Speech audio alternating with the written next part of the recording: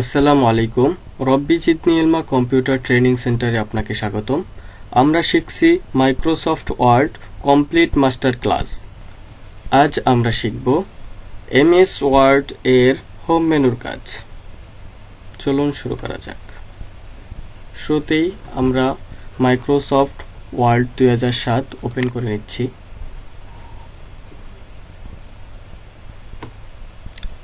Home মেনুর কাজ শেখার পূর্বে আমরা যে কাজটি করব, একটি র্যান্ডম টেক্সট আমরা এই জায়গায় এনে নেই। র্যান্ডম টেক্সট আনার জন্য ইকুয়াল টু RAND ব্র্যাকেট দিয়ে ইন্টারে প্রেস করলেই র্যান্ডম টেক্সট চলে আসবে। আপনাদের শেখানোর জন্য আমি র্যান্ডম টেক্সট এনে নিলাম। এখন যে কাজটি করব, আমরা কিভাবে সিলেক্ট করব, সিলেক্ট কিভাবে করব, মাউস দিয়ে কিভাবে করব, কিবোর্ড দিয়ে কিভাবে করব, সেই সিলেক্টটা আমরা এখন দেখে নেই। সিলেক্ট করার জন্য যেখান থেকে সিলেক্ট করব সেইখানে কার্সারটা ক্লিক করব। সেখানে দেখবেন যে কার্সারটা লাফাচ্ছে। তো এখান থেকে মাউসের লেফট বাটন চেপে ধরে আমরা যদি ডানে টান দেই তাহলে ডান দিকে সিলেক্ট হবে, যদি বামে টান দেই বামে সিলেক্ট হবে, যদি নিচে টেনে নিয়ে আসি নিচে সিলেক্ট হবে, যদি উপরে যাই উপরে সিলেক্ট হবে। আমাদের যতটুকু প্রয়োজন ততটুকু আমরা সিলেক্ট করে নিব। এখন আমরা নিচ থেকেও আমরা টেনে উপরে উঠাতে পারি সিলেক্ট করার জন্য। কার্সারটা যেখানেই রাখবেন সেখান থেকে উপরে যাওয়া যাবে, নিচে যাওয়া যাবে, মানে যেখানে খুশি সেখানেই আমরা টেনে সিলেক্ট করে আমাদের সুবিধা মতো নিয়ে নিতে পারবো।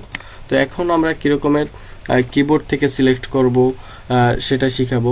অল সিলেক্ট করার জন্য কিবোর্ডের শর্টকাট আছে Ctrl+A। আমি দেখাচ্ছি। অল সিলেক্ট করার জন্য কন্ট্রোল চেপে ধরে এতে প্রেস করলেই আমাদের অল সিলেক্ট হয়ে যাবে। তাতে এই জায়গায় যদি 100 পেজ থাকে 100 পেজের সব সিলেক্ট হবে।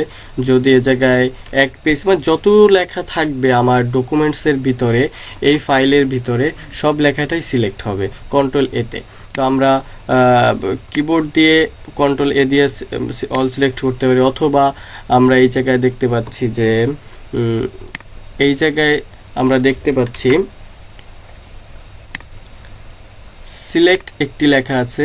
এই সিলেক্ট লেখার উপরে আমরা যদি ক্লিক করি তাহলে দেখবেন যে সিলেক্ট লেখার উপরে আমরা ক্লিক করে দেখাচ্ছি। সিলেক্টের লেখার উপরে ক্লিক করলে ওই জায়গায় অল সিলেক্ট লেখা আসতেছে। এই যে অল সিলেক্টের এই জায়গায় যদি আমরা কার্সারটা একটু স্থির রাখি তাহলে দেখব অল সিলেক্টের যে শর্টকাট সেটা আমাদের চলে আসতেছে। অল সিলেক্টের যে শর্টকাট সেটা আমাদের চলে আসতেছে। এই যে অল সিলেক্টের শর্টকাট হচ্ছে Ctrl+A, মানে কন্ট্রোল চেপে ধরে আমরা এতে প্রেস করলে অল সিলেক্ট হয়ে যাবে। আমরা যে কোনো জিনিসের শর্টকাট দেখার জন্য ওই জায়গায় স্থির করে রাখলে ওইটার শর্টকাট জেগে উঠবে। আমরা দেখতে পাচ্ছি যে কিভাবে শর্টকাটগুলো জেগে উঠতেছে। যাই হোক না কেন, এখন আমরা শিখলাম সিলেক্ট কিভাবে করতে হয়। এখন কিবোর্ড থেকে বিভিন্ন রকমের সিলেক্ট করা যায়। আপনাদের দেখাচ্ছি কিবোর্ড দিয়ে কিভাবে সিলেক্ট করা যায়। কিবোর্ড থেকে সিলেক্ট করার জন্য আমরা একটি কিবোর্ড দিয়ে দেখানোর চেষ্টা করতেছি। কিবোর্ড থেকে সিলেক্ট করার জন্য আমরা দেখতে পাচ্ছি যে শিফট চেপে ধরবো। এইখানে শিফট বাটন হচ্ছে এই জায়গায় কিবোর্ডের দুই পাশে দুইটা শিফট বাটন আছে। সেই দুইটা বাটন হচ্ছে, একটা শিফট বাটন হচ্ছে লেফটে, একটা হচ্ছে রাইটে। রাইটের শিফট বাটন হচ্ছে এটা, লেফটের শিফট বাটন হচ্ছে এটা। তো আমরা এরকমের শিফট বাটন যদি ডান হাত দিয়ে কাজ করি তাহলে বাম হাত থেকে মানে শিফট চেপে ধরবো, যদি বাম হাত দিয়ে কাজ করি তাহলে ডান হাত দিয়ে শিফট চেপে ধরবো। তো আমরা শিফট দুইটা কোন জায়গায় থাকে আমরা দেখলাম। এখন আমরা শিফট চেপে ধরে যে কোনো একটি শিফট চেপে ধরে আমরা এই যে অ্যারো চিহ্নগুলো, এই যে এই একটা অ্যারো চিহ্ন, এই একটা অ্যারো চিহ্ন, এই একটা অ্যারো চিহ্ন, এই একটা অ্যারো চিহ্ন, এক একটা অ্যারো চিহ্নের কাজ হচ্ছে দেখা যাচ্ছে যে আপনার এই যে অ্যারো চিহ্নটার কাজ, এইটা থেকে এই অ্যারো চিহ্নতে ক্লিক করলে উপরের দিকে যাবে, এইটাই ক্লিক করলে বামে আসবে, এইটাই ক্লিক করলে ডানে যাবে, এইটাই ক্লিক করলে নিচে আসবে। তো অ্যারো চিহ্ন কোনটা কোন দিকে যাবে সেই জায়গায় অ্যারো চিহ্ন দিয়েও দেখানো আছে। তো এখন আমরা অ্যারো চিহ্ন দিয়ে আমরা মানে শিফট চেপে ধরে কিভাবে অ্যারো চিহ্নের মাধ্যমে আমরা সিলেক্ট করব। চলুন এখন আমরা অ্যারো চিহ্নের মাধ্যমে কাজ দেখি। আমরা চলে গেলাম লেখার ভিতরে। এখন আমরা যেখান থেকে করব আপনার সিলেক্ট করব সেইখানে আমরা মাউস ছাড়া কিবোর্ড দিয়ে শুধু সিলেক্ট করে দেখাবো। তো আমরা অ্যারো চিহ্নর উপরে দিয়ে উপরের দিকে নিচ্ছি, তারপর শুরুতে নিচ্ছি। শুরুতে নেওয়ার পরে আমরা শিফট চেপে ধরলাম, শিফট চেপে ধরছি।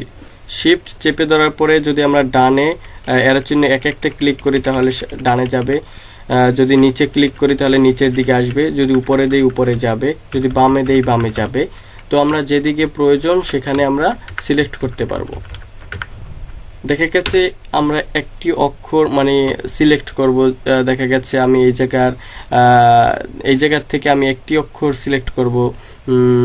ধরেন আমি এই জায়গার থেকে আমি ডাব্লুটা সিলেক্ট করব। তো দেখা গেছে কিবোর্ড থেকে সিলেক্ট করতে গেলে দেখা যায় যে দু এক সময় ডাব্লু স্পেস সহ সিলেক্ট হয় বা পাশের আরেকটি ওয়ার্ড সিলেক্ট হয়ে যেতে পারে। তো সেক্ষেত্রে আমরা কিবোর্ড দিয়ে একদম ক্লিনভাবে সিলেক্ট করতে পারবো।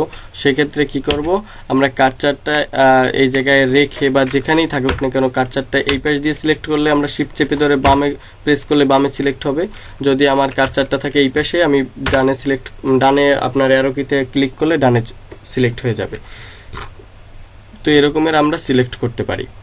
তো শিখলাম দুইটি মাধ্যম সিলেক্ট করা, কিবোর্ড থেকে কিভাবে সিলেক্ট করা যায়, তারপর আপনার মাউস দিয়ে কিভাবে সিলেক্ট করা যায় এবং শর্টকাটের মাধ্যমে কিভাবে সিলেক্ট করা যায়।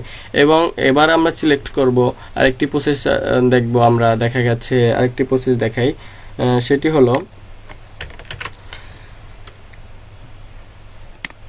দেখা গেছে আমরা এইখান থেকে একটি ওয়ার্ড এই জায়গার থেকে একটি ওয়ার্ড, এই জায়গার থেকে একটি ওয়ার্ড এবং এই জায়গার থেকে একটি ওয়ার্ড সিলেক্ট করব।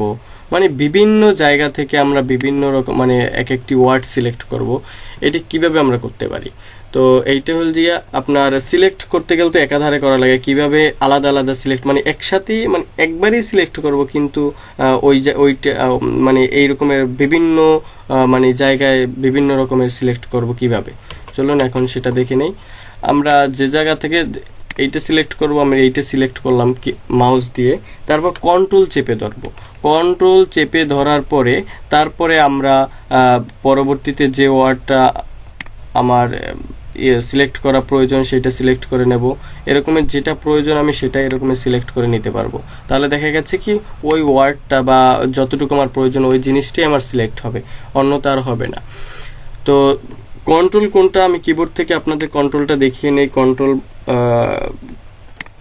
থাকে কোন জায়গায়? কন্ট্রোল থাকে হলো গিয়ে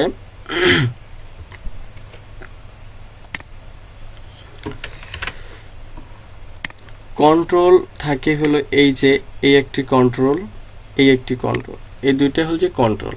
তো ওই একই প্রসেসে ডান হাত দিয়ে কাজের সময় বাম হাত দিয়ে কন্ট্রোল চেপে ধরবো এবং বাম হাত দিয়ে কাজের সময় ডান হাত দিয়ে কন্ট্রোল চেপে ধরবো। এইটা হল যে কন্ট্রোল, এই একটা অল্টার, এই একটা অল্টার।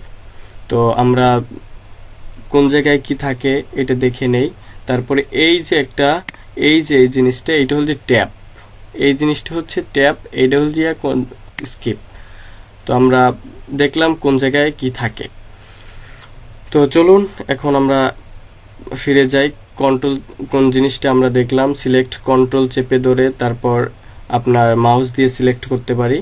এবং এতক্ষণ দেখলাম শিফট চেপে ধরে অ্যারো কির মাধ্যমে ডানে দিলে ডানে যায়, বামে দিলে বামে আসে, উপরে দিলে উপরে যায়, নিচে দিলে নিচে আসে।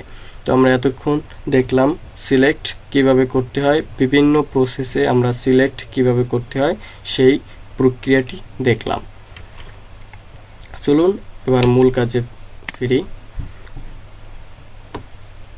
এখন আমরা দেখব হোম মেনুয়ের ক্লিপবোর্ড এর কাজটা আমরা এখন দেখব। ক্লিপবোর্ডের ভিতরে আছে কি কপি, কাট, পেস্ট, ফরম্যাট পেন্টিং। তো এখন আমরা দেখেন এই জায়গায় আপনার একটি জিনিস দেখাই আপনাদের করে,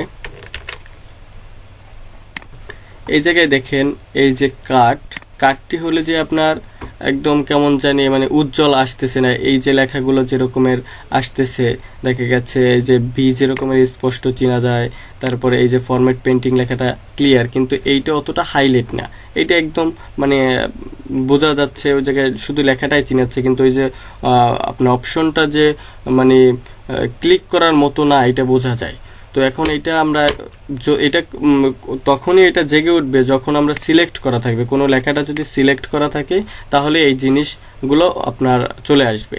আর এই সিলেক্ট করার পরে আবার দেখা যাচ্ছে যে পেস্ট লেখাটা এটা হলো গিয়ে আপনার হাইলাইট হচ্ছে না, তো সেক্ষেত্রে কি করব আমরা হলো গিয়ে আপনার এখন কাজ শিখবো যে কপির কাজ। এই যে কপি লেখাটা, এই কপির কাজটা কি? সাধারণত আমরা ফোনে যে রকমের কপি করি, ফোন থেকে যেভাবে কপি করি, তারপর ফোনের ভিতরে লেখা কপি করি, তারপর দেখা গেছে এক জায়গা থেকে অন্য জায়গায় কিছু ইমেজ নেয়ার জন্য এক ফোল্ডার থেকে অন্য ফোল্ডারে কপি করি, ওই সেম কপি। তো কপি মানে ডুপ্লিকেট করা। তো আমরা চাচ্ছি যে এই যে লেখাটা আমরা সিলেক্ট করলাম, এই লেখাটাকে আমি কপি সিলেক্ট করার পর আমি কপিতে ক্লিক করলাম, তাহলে আমার কপি হয়ে গেল।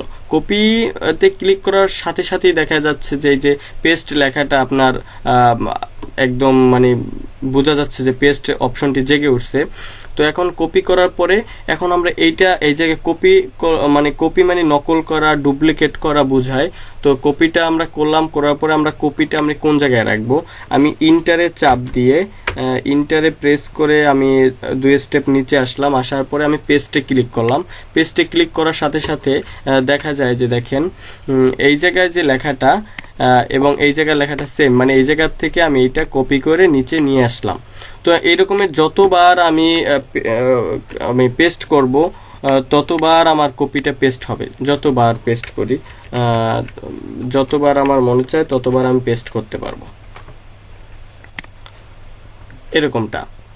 এবার কপির কাজ, এখন আমি এই জায়গা থেকে কিছু কপি যেগুলো করছি এগুলো আমি সরিয়ে ফেলাইলাম, ব্যাক স্পেসে ক্লিক করে আমি সরিয়ে ফেলাইলাম।